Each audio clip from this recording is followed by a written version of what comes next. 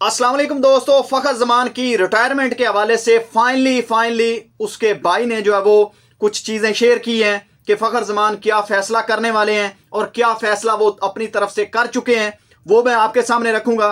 और इसके अलावा मोहम्मद आमिर के बाद एक और क्रिकेटर जो है वो पीसीबी की पथेटिक पॉलिटिक्स का शिकार हो चुका है।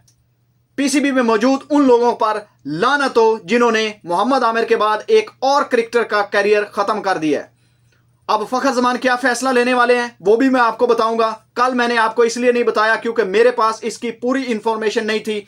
आज की वीडियो में मैं आपको पूरी इंफॉर्मेशन बताऊंगा और ट्वीट फ़खर ज़मान ने नहीं किया था, वो ट्वीट किसने किया था वो भी मैं आपको बताऊंगा।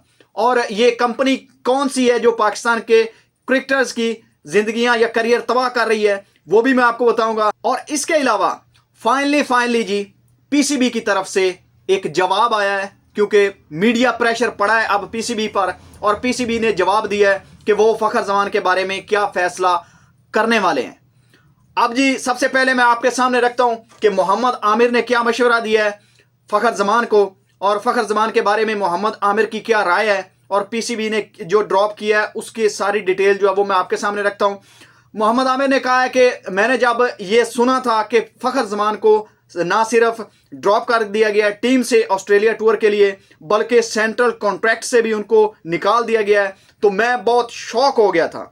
मुझे यानी कि मैं अचानक मैंने जब देखा तो मैं परेशान हो गया कि क्या ऐसा भी पीसीबी कर सकता है कि आपके पास एक इकलौता इंपैक्ट प्लेयर है जो आपके लिए 150 रन कर सकता है, जो आपके लिए डबल सेंचुरी कर सकता है, जो आपके लिए बड़े बड़े रन कर रहा है और आपको हर वो मुश्किल मैच जो है वो परफॉर्म करके जितवाता है जहां पर आपको जरूरत होती है। तो आपने जो है वो ऐसे प्लेयर को भी ड्रॉप कर सकते हैं आप। तो मोहम्मद आमिर ने कहा था मुझे तो जो है वो ना बहुत ये शॉकिंग लगी ये खबर, ये ज्यादती की है उनका कहना है मोहम्मद आमिर का, पीसीबी ने सरासर ज्यादती की है। तो मोहम्मद आमिर से भी ऐसे ही हुआ था।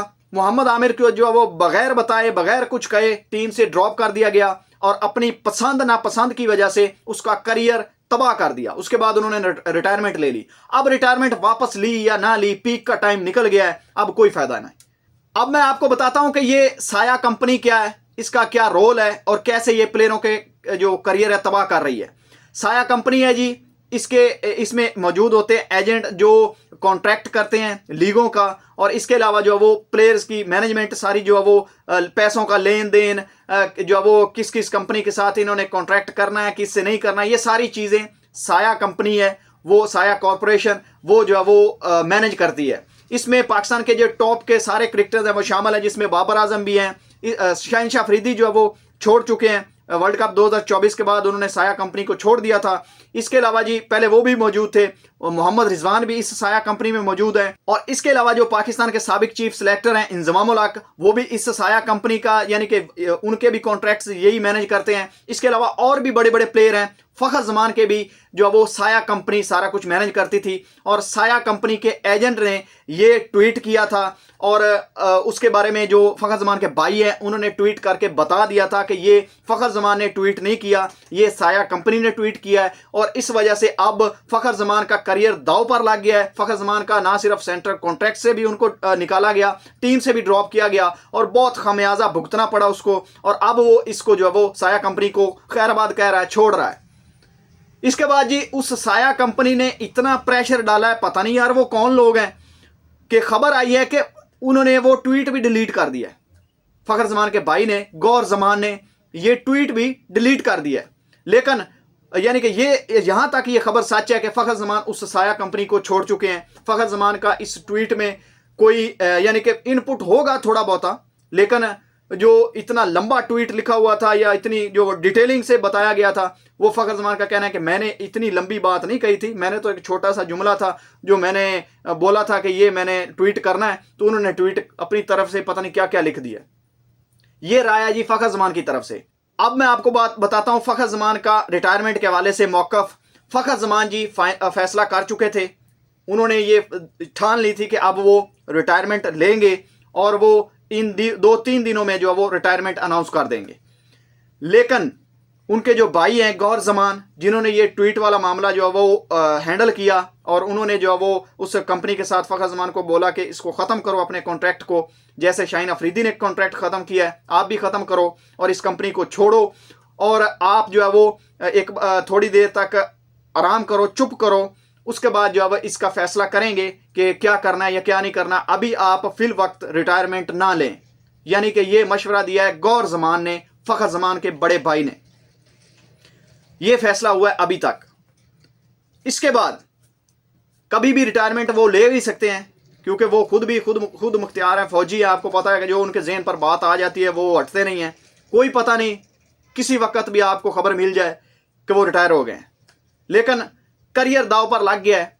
मोहम्मद आमिर की तरह पीसीबी ने एक और खिलाड़ी का करियर तबाह कर दिया है और उसको बदनाम कर दिया है। ना सिर्फ खुद को बदनाम किया बल्कि उस प्लेयर का भी जो है वो सत्यानाश कर दिया है।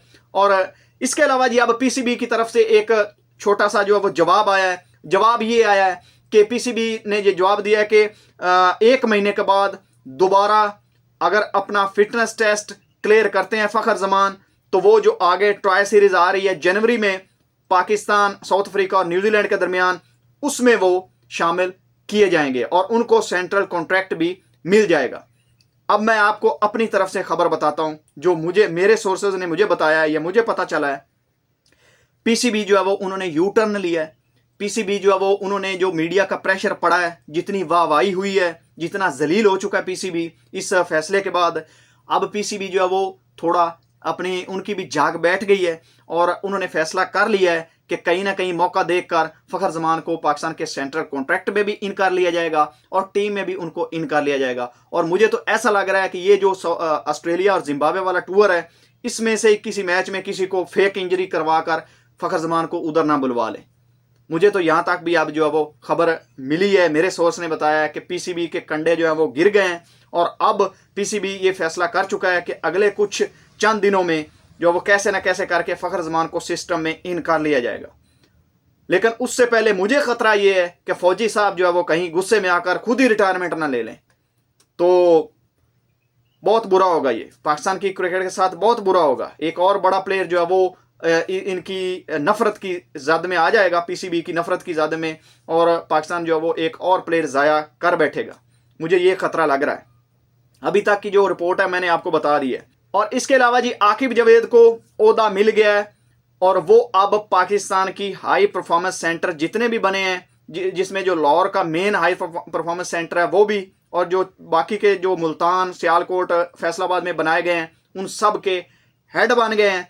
अब वो पाकिस्तान की सारी क्रिकेट के मामलात को देखेंगे और जो चीज़ वो अप्रूव करेंगे वही पाकिस्तान की क्रिकेट में होगा। आकिब जावेद को जो है वो करता धरता बना दिया गया पाकिस्तान की क्रिकेट का। और इसके अलावा जो पाकिस्तान के साबिक हाई परफॉर्मेंस सेंटर के जो हेड थे नदीम खान, मोइन खान के भाई, अब उनको पाकिस्तान के इंटरनेशनल जो मामलात हैं क्रिकेट के, उसको देखने के लिए उनका जो वो हेड बना दिया गया है। और जो पहले उस्मान वाला देख रहे थे, उस्मान वाला ने जो एनओसी के मामला चल रहे थे, प्लेयरों के साथ कंट्रोवर्सी चल रही थी, उस्मान वाला को जो वो हटाकर अब नदीम खान को, जो मोइन खान के भाई हैं, उनको उनकी जगह पर लगा दिया गया है। और जो आकिब जावेद हैं वो अब पाकिस्तान की सारी क्रिकेट के नीचे से लेकर ऊपर तक सबके करता धरता वो हैं जो वो अप्रूवल करेंगे, जहां पर वो चाहेंगे। जो कुछ उन्होंने ठीक करना है वो अब खुद कर सकते हैं। अब उनके पास सारे इख्तियारात हैं। तो ये जी ओहदा मिला है आकिब जावेद को। तो दोस्तों वीडियो अच्छी लगी तो वीडियो को लाइक कीजिएगा, चैनल पर पहली बार आए चैनल को सब्सक्राइब जरूर कीजिएगा, क्योंकि मैं आपके लिए ऐसे ही खबरें लेकर आता रहता हूँ। मिलते हैं अगली वीडियो में, तब तक के लिए अल्लाह हाफिज़।